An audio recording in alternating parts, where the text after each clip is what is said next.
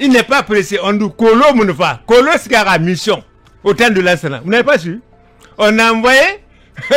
Il n'est pas pressé. Le caméléon. À mission, le caméléon. Il le sait. C'est la dernière question. Donc, lui aussi, il n'est pas pressé. Il n'est pas pressé. Ça veut dire qu'il doit faire combien de temps pour mettre la transition. Dans le cadre de cette transition. Là, c'est la dernière question. À 1 minute. À chacun ses compétences.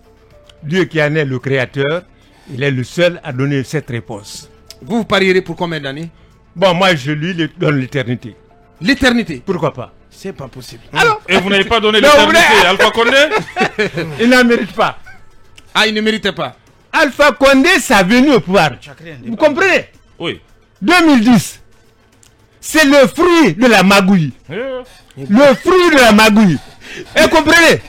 Si jusqu'à sa mort, jusqu'à sa mort, il portera comme courroie. Monsieur Beka, accepte. Non, il faut un peu de contradiction. Vous comprenez? Moi, Monsieur Beka Bangoura que j'entends ici, j'ai l'impression que ce n'est pas un ami du président, mais un adversaire politique. Un frère, un adversaire politique. Merci à vous. Merci à vous. Il laisse le président fait connaître de tous les noms d'Israël. Bien, c'est terminé, c'est terminé. Mais ce qui a précédé, par exemple, le coup d'État de 85, c'est toujours cette volonté des chefs qui sont là à s'éterniser au pouvoir, à être là à vie, c'est-à-dire à mourir au pouvoir, sans préparer la succession. Parce qu'il n'y a pas eu d'alternance, justement. Sous Sékou Touré, il n'y a pas eu d'alternance pendant 26 ans. C'était un homme providentiel, il était là. On a vu ce qui s'est passé. Vive l'armée, vive la République! Vive nos libérateurs, c'est tout ce que nous entendons. Il est difficile, amis téléspectateurs, de décrire ce mouvement de masse spontané qui salue les membres du comité militaire de redressement national, qui est venu en son temps, qui est venu en son heure, qui est venu à sa minute. Et c'est un comité donc qui a libéré notre peuple de 26 ans de dictature, de 26 ans de soumission aveugle, de despotisme, de népotisme, je dirais même.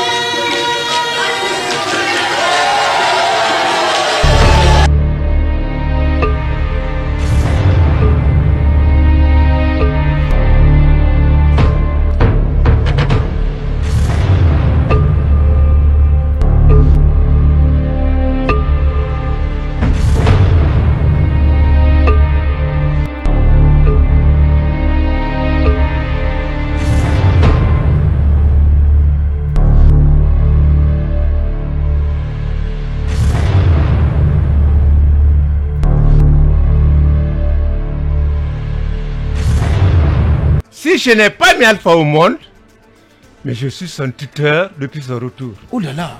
Alpha nous a quittés à 53 pour la France. Il est revenu combien d'années après? Au terme de ses études secondaires, parce qu'il avait fini le primaire, il va pour le secondaire, suivi le supérieur. Quand il sort, il n'a jamais été piqué par un quelconque moustique pour dire j'ai un devoir, celui d'aller servir mon pays. Je vais vous présenter l'homme grosso modo dans les détails parce que je te donne. Oui. Mais c'est l'homme cynique. Alpha Condé. L'homme cynique. Cynique. Aucun grain de sentiment humain. Et il n'est pas responsable de ça. C'est dès le berceau qu'on cultive l'amour, les sentiments. Alpha, sa maman, du côté de sa maman, c'est 0. Du côté de papa, c'est 0. Or, nous sommes l'intersection. L'intersection des deux courants. Suivez. Vous voulez dire qu'il n'a pas grandi sous le toit? Il est né à Bokeh. Dans un univers affectif. Alpha est son propre produit. C'est la rue qui a fabriqué Alpha. Parce que très tôt, il quitte. Je dis, j'assume. Alpha, c'est mon compagnon. Mais mes jeunes frères derniers, c'était nous chercher. Diané va faire ça, va faire ça. Mais il n'y a pas plus cynique que Diané.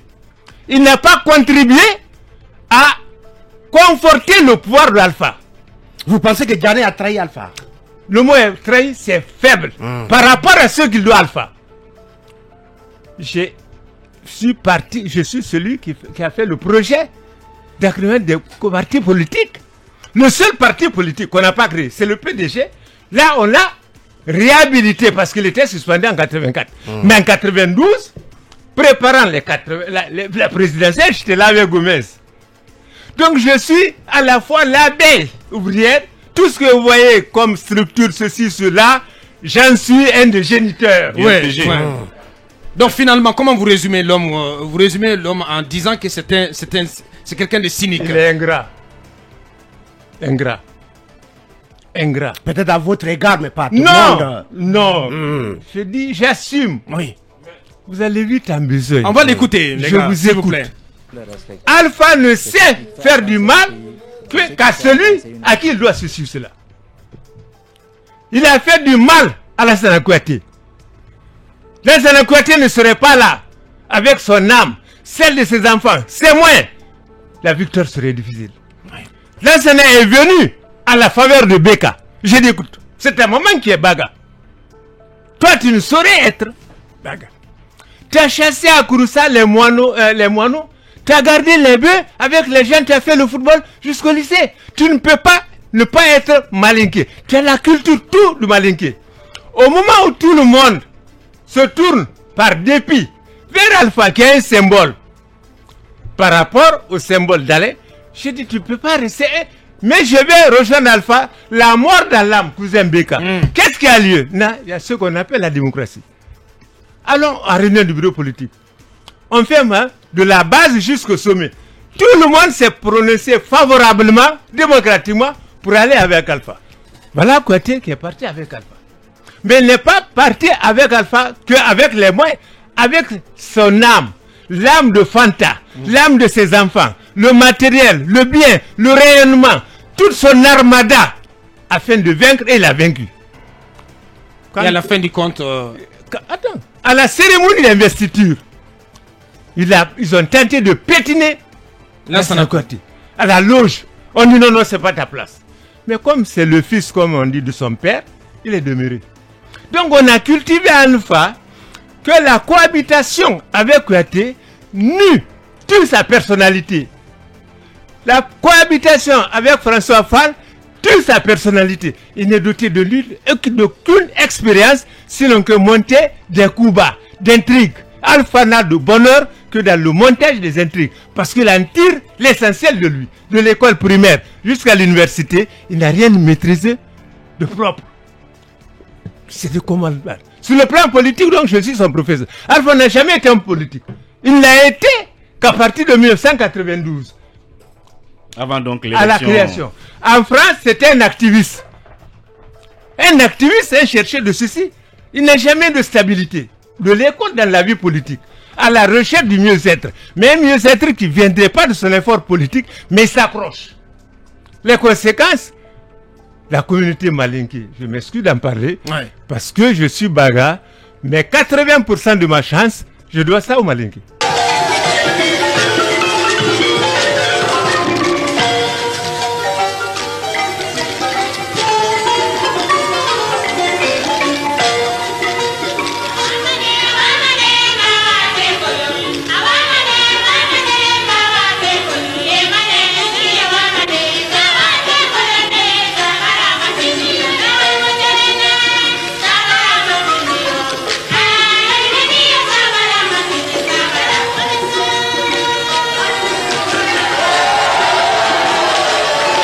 Y a-t-il eu des complots sous Sékou Touré? Oui, nous savons qu'il y en a eu. Je me rappelle avoir interviewé à un moment donné, je pense que c'était l'année dernière, un député français qui nous expliquait les coups bas que la France a pu envoyer à Sékou Touré parce qu'ils ne lui ont jamais pardonné. Pardonné, évidemment. Bah oui. En fait, c'était une humiliation. En Guinée, je pense qu'il faut voir clair. Il faut oser dire la vérité. Il faut pas, on ne peut pas nier qu'il y a eu vraiment un acharnement contre Sékou Touré. Il y a eu un acharnement contre l'homme. Sans oublier qu'il est arrivé au pouvoir jeune. Imaginez un jeune qui prend le pouvoir à 36 ans. Voilà, à 36 ans, vous prenez le pouvoir. Après, vous avez une puissance coloniale telle que la France qui ne vous pardonne pas, qui fait tout pour que vous puissiez partir, pour que vous puissiez périr. J'ai l'impression que l'histoire se répète en fait. Parce quand on est jeune, il y a de fortes chances. L'URSS, encore la Russie. Enfin, oui, c'est la dingue, Russie à l'époque. Parce que les colonels qui avaient pris le pouvoir à l'époque étaient tous pratiquement formés en URSS à l'époque. Vous vous rappelez? Et donc, mais curieusement, ils ont opté pour le libéralisme tout de suite après. Tout de suite après. Curieusement. Les grandes gueules. Ils sont complètement démarqués de la ligne qu'avait suivi, comme on appelle, Sékou Touré. Mais le problème, c'était quoi? Un jeune qui est aussi accablé. Il avait le choix entre, je sais pas, est-ce qu'il avait le choix, il avait la possibilité d'être plus fort, un pouvoir surhumain pour ne pas, comme on appelle, dériver, déraper. Je pense qu'il n'a pas pu le faire. Il n'a pas pu le faire et il s'est radicalisé. Et ce qui s'en est suivi, c'est la tyrannie. Ce sont les deux facettes qu'on décrit de Sékou Touré. Le tyran et le héros. Le héros de 58, même s'il y avait d'autres personnes autour, c'est un groupe de personnes, c'est beaucoup d'acteurs politiques qui se sont battus pour qu'on accède à l'indépendance en 1958. Mais les complots, moi j'ai parlé avec des gens qui ont participé depuis la Côte d'Ivoire à des complots. Pour vous dire qu'il y en a eu, mais il y a aussi eu... On ne peut pas nier, hein, de toute façon, ça va avec, on va le dire comme ça. En fait, quand vous écoutez certaines personnes, il y en a qui essaient de dire que c'était carrément de faux complots. Mais il y a eu de vrais complots parce que les Français le reconnaissent. Les Français reconnaissent que leur gouvernement a œuvré pour déstabiliser Sékou Touré. Mais de faux complots aussi, il y en a eu. Parce que nous savons qu'il y avait des gens dans son gouvernement qui ont fait des règlements de compte. Il y a eu pratiquement, on a décimé toute l'élite guinéenne sous à l'époque. À l'époque, y compris les véritables grandes personnalités de son régime. Quand vous prenez Keita Fodeba, quand vous prenez celui qui a construit le Camboiro, qui était ministre de la Sécurité, c'était une grande personnalité. Quand vous prenez Diallo Telli, on vous parle de l'histoire entre Diallo Telli et le frère de Sékou Touré, disant que c'est juste un règlement de compte. Ces grandes personnalités quand même qui ont inspiré l'histoire de la Guinée, Diallo Telli et l'Union africaine, vous lisez cette histoire et vous vous rendez compte que monsieur là est décidé suite à une diète noire. C'est quand même une terrible histoire que nous avons vécue et je voudrais qu'on ait le courage d'assumer notre histoire, de se dire que d'affronter et puis se dire les choses. Je suis d'accord avec vous, madame. Voilà pourquoi il faut faire un débat, cette justice transitionnelle, se dire la vérité, se dire que reconnaître qu'il y a eu des fautes. Il y a eu des fautes, il y a des gens qui ont péri, qui ne devraient pas périr, justement parce que peut-être il y avait cette façon de dénoncer les gens. On avait mis en place cette police qui était là, qui suivait tout le monde, qui dénonçait tout le monde, que ce soit vrai ou pas. C'est comme si vous prenez l'exemple de ce qu'on est en train de vivre aujourd'hui, interdiction de réunion. On suit les gens partout, on les dénonce. Même si quelqu'un, par exemple, vous êtes membre d'une organisation de la société civile, vous voulez organiser une réunion quelque part, il y a quelqu'un qui vous suit, qui va vous rapporter. Pourtant, ce que vous voulez faire n'est pas quelque chose de mauvais en soi. On a vécu cela. Des gens ont perdu la vie. Leurs enfants sont là. Reconnaissez à ces enfants-là de se dire que vraiment Sékou Touré est un tyran. Quelqu'un qui perd son père sans qu'il y ait une explication, qu'on nous dise voilà ce qui s'est passé. Parce qu'à l'époque, il n'y avait pas de justice, Lamine. On t'arrête, il n'y avait pas de jugement. T'avais pas le on a écouté les témoignages de ces Guinéens là. Tu n'avais pas le droit d'avoir un avocat. Donc, on t'envoyait directement en prison. Donc, il n'y avait pas de droit de l'homme. Il n'y avait pas de droit de l'homme. Il y avait eu de graves violations des droits de l'homme. Il y avait de la torture. Évitez de vouloir changer l'histoire. Il y a aussi beaucoup de bourreaux. Parce ça que, Lamine, aussi, c'est l'autre histoire. Il y a des gens qui veulent changer l'histoire. Vous avez des gens des deux côtés qui nient carrément. Qui disent non. Ce qui dit, par exemple, on dira que l'association des victimes du Camboiro n'a pas raison d'exister. C'est des gens qui essaient de nier qu'il y a eu des complots. Pourtant, il y a d'autres aussi qui essaient de dire oui, il n'y a pas eu de complot du tout. C'est un dossier sensible quand même, madame. C'est un dossier qui est très sensible, parce que mais il faut oser en parler. Non, mais je suis d'accord avec vous. Il faut oser en parler. Je suis d'accord avec vous. À l'arrivée de Doumbouya, avec l'appellation de l'aéroport Ahmed Sékou Touré et tout ça, on sait un petit peu le tollé que ça fait. C'est c'est les deux camps qui vont s'affronter. Justement. Les deux camps. La thèse ceux qui pensent qu'il n'y a pas eu complot et ceux qui pensent qu'il y a eu... Non, moi je pense que c'était prématuré.